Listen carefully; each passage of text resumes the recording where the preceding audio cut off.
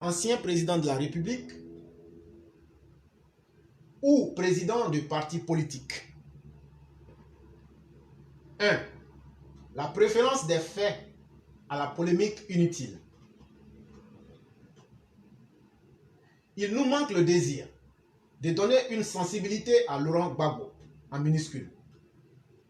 À cet ancien président calamiteusement venu à la tête du pays, tant il traite avec légèreté les questions sérieuses de société, que la qualification des faits qui sont reprochés à Pulchéri Balleux ou Galleuse à l'occasion de la rencontre qu'il a eue avec ses parents dans la région le week-end dernier.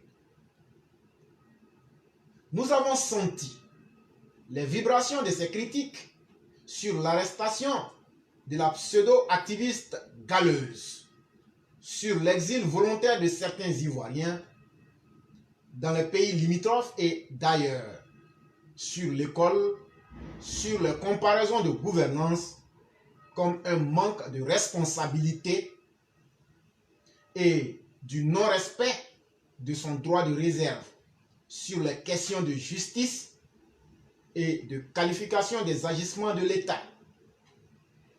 Notre résumé de réponse aux deux premières critiques est pour exprimer à Laurent Gbagbo qu'il est tout, lui Laurent Gbagbo, sauf un démocrate parce qu'il ne respecte pas et n'a jamais respecté les règles de bienséance dues à son statut.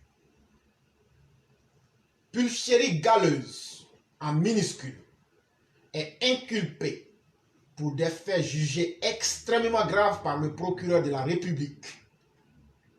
A-t-il le droit de critiquer une affaire en instruction au droit de son statut d'ancien président? Telle est la question que nous nous posons. La Côte d'Ivoire a mis fin au statut de réfugié signé avec le HCR qui a pris effet le 30 juin 2022. Laurent Gbagbo douterait-il de ce statut signé en accord avec le HCR et le gouvernement ivoirien?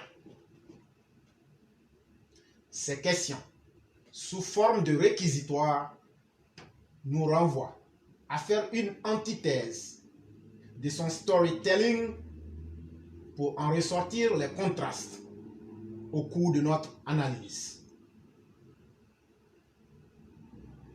Petit 2. La défiance envers le droit de réserve lié à son statut d'ancien président de la République. Laurent Gbagbo s'est adonné à des récriminations en public en tant que président d'un parti politique à Mama, son village natal, avec les moyens mis à sa disposition par l'État de la Côte d'Ivoire en sa qualité d'ancien président de la République pour réprouver les actes du gouvernement actuel contre une citoyenne qui a outrepassé les limites de compétences de son association de défense des droits de l'homme, en se mêlant d'un sujet qui oppose deux États et de surcroît qui révèle de l'ordre militaire. Laurent Gbagbo, en minuscule, en tant que président du PPAC, a tenté, dans des propos réducteurs, de minimiser le rapprochement de Dame Pulchéri Galleuse avec la junte malienne dans l'affaire des 49 soldats injustement pris en otage au Mali, en faisant croire à ses hôtes que la Dame Pulchéri Galleuse est accusée pour avoir rencontré Soro Kibafori Guillaume au Mali.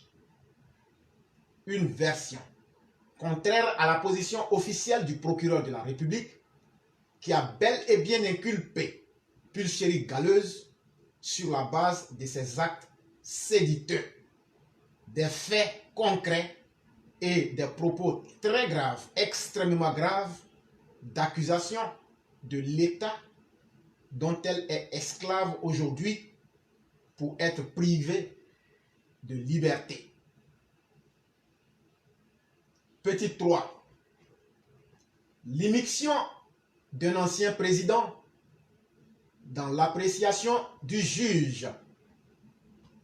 Comme d'habitude, la restauration des faits de Laurent Gbagbo devant ses invités n'est non seulement pas juste, mais se révèle être un signe de l'altération de la vision de sa propre conscience perturbée sur l'appréciation d'une réalité connue de tous, parce que nous sommes encore vivants et témoins oculaires de chaque fait, que Laurent Gbagbo tente de transformer en une affabulation toute préparée pour accuser le pouvoir du docteur président Alassane Ouattara.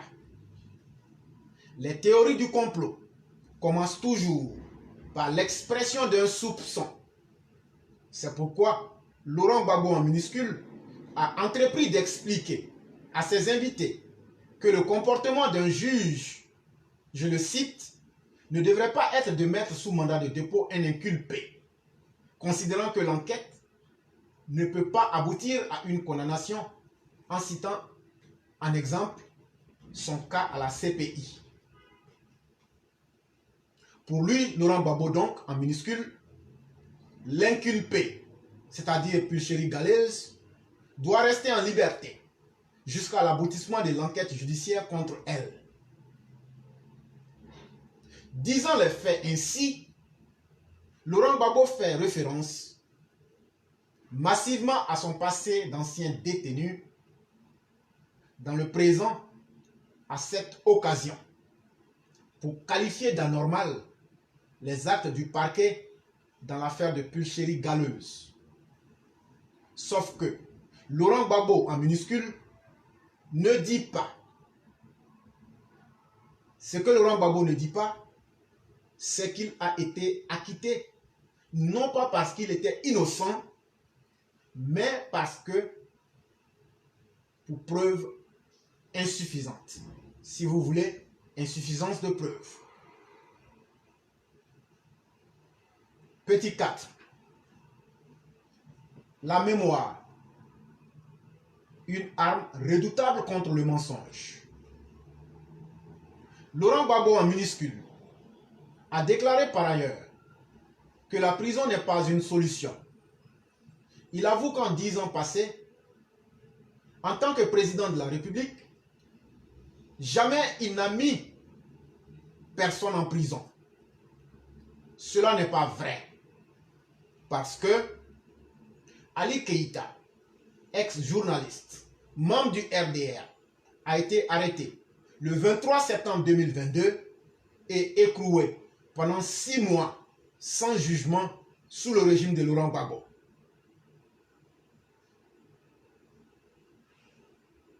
Ibrahim Keïta, ex-DG de Cora de Comstar, avait lui aussi été arrêté pour des soupçons, écroué le 19 septembre 2002 sous le régime de Laurent Gbagbo, sans jugement, puis libéré bien plus tard sur intervention de l'ex-président Abdoulaye Wade du Sénégal. Cependant, la méthode de Laurent Gbagbo en minuscule était beaucoup plus barbare que de mettre quelqu'un en prison, puisque Laurent Gbagbo avait privilégié la mort à la vie de prison. Qui serait assez insensé pour mourir sans avoir fait le choix de la prison s'il en avait eu l'opportunité? Rappelons-le à tous, la liberté d'expression n'avait jamais connu autant un plus grand enfer que sous le régime de Laurent Gbagbo. En voici une liste non exhaustive des victimes innocentes qui ont subi la peine de mort de Laurent Gbagbo sans sursis et sans la capacité de faire le choix entre la prison et la tombe.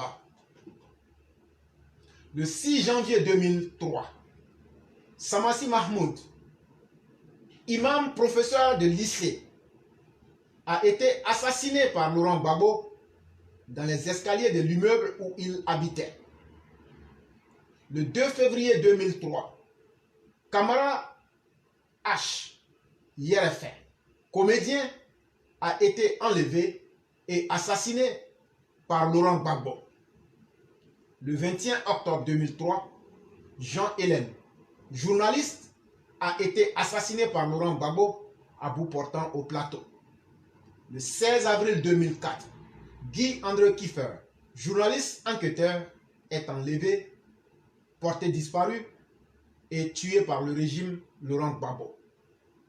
Le 4 novembre 2004, le siège du journal Le Patriote, sise à la zone 4, a été incendié. Émile Té, Dakouri Tablé, n'ont-ils pas été victimes inaugurales de l'escadron de la mort en 2002, érigé par les bénédictions de Laurent Gbagbo et de sa femme Simone Eivé? Laurent Gbagbo a-t-il demandé à toutes les victimes citées si elles préféraient une mort prématurée à une vie de prison? Je ne le crois pas. Laurent Gbagbo préférait plus la mort que la prison. C'est pourquoi sous son régime, vous trouverez très peu de prisonniers que nous avions cités. Non. Laurent Gbagbo en minuscule. Ne nous renvoyez pas dans des souvenirs douloureux de notre mémoire. À vous entendre, Laurent Gbagbo en minuscule, nous en souffrons terriblement encore, comme les parents de ceux qui sont morts, de vous avoir de même en vie. Sachez-le. Petit 5. La politique ne doit pas éteindre l'honnêteté intellectuelle.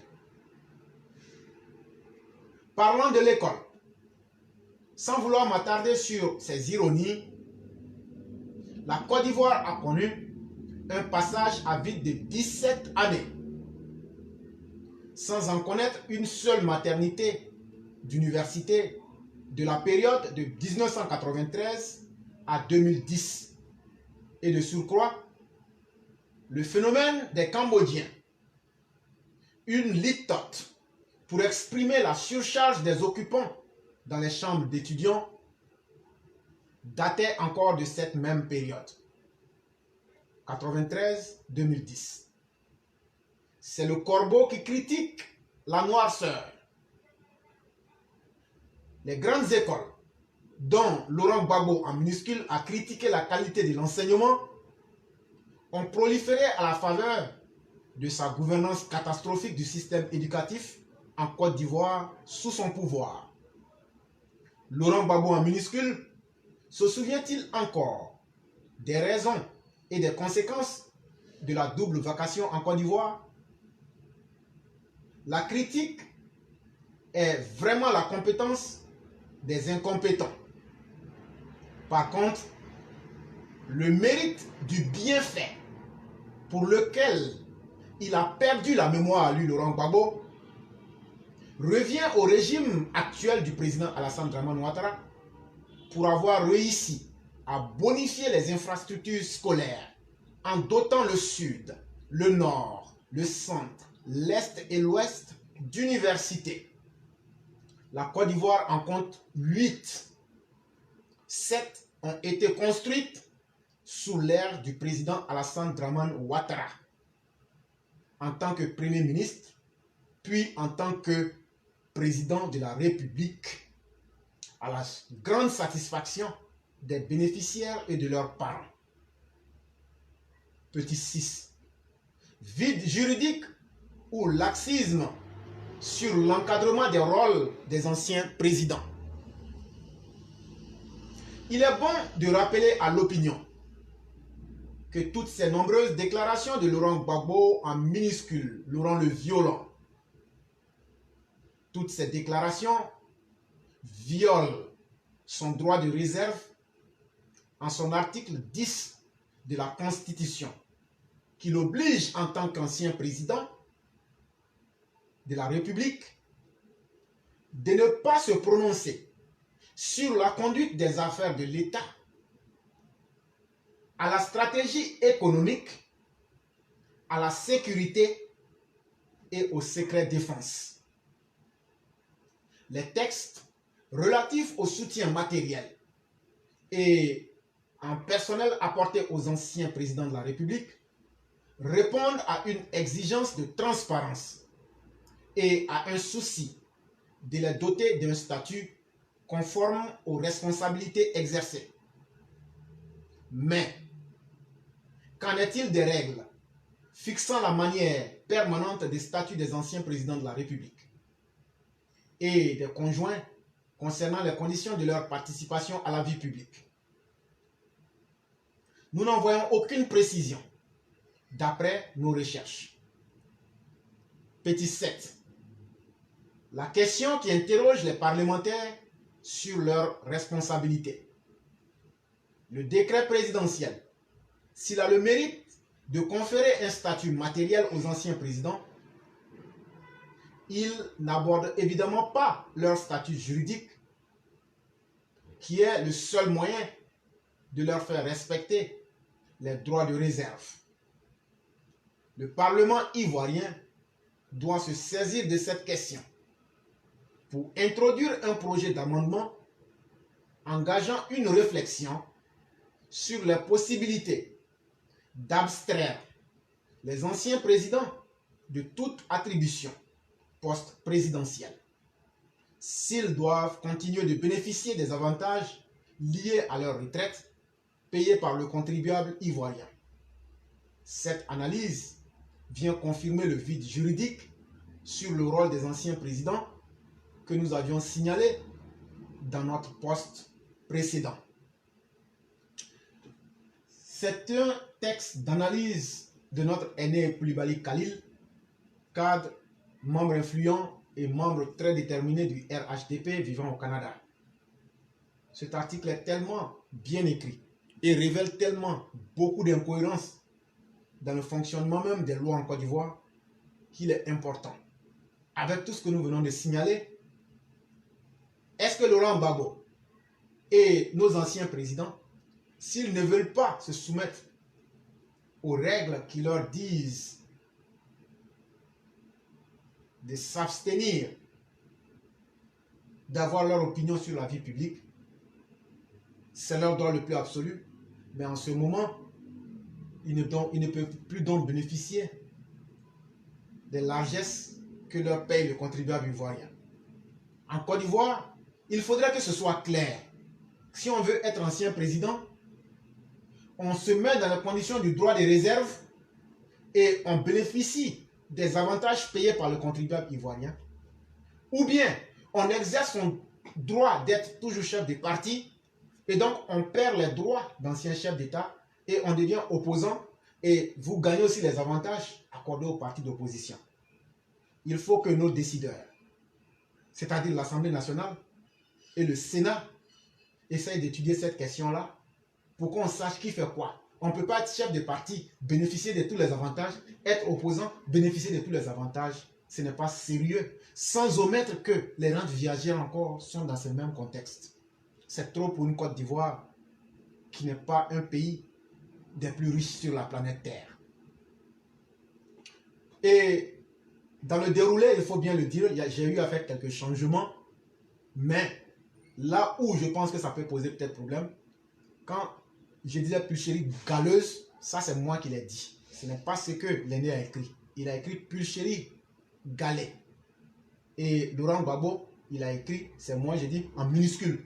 Parce que c'est des personnes pour qui je n'ai aucun respect et je n'ai aucune considération.